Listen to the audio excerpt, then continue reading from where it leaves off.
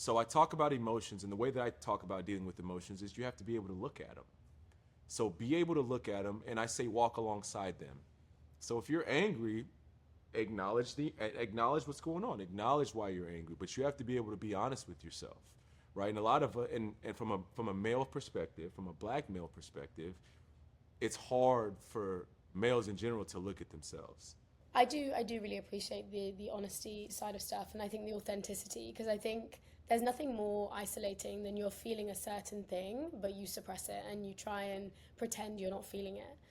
Right. um as well as looking at it, I think it's also about, so I really view emotions a bit like a language, just how you learn Spanish, English, French.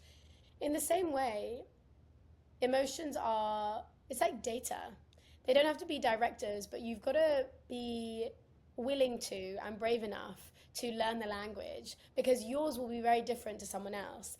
And I realized this when, like, when you ask someone, or like, what does sadness feel like to you? Or what does jealousy feel like? Sometimes you'll get someone saying, I actually don't feel jealousy. Or you'll be like, well, sadness to me is like this. And it's quite different from how I experience it.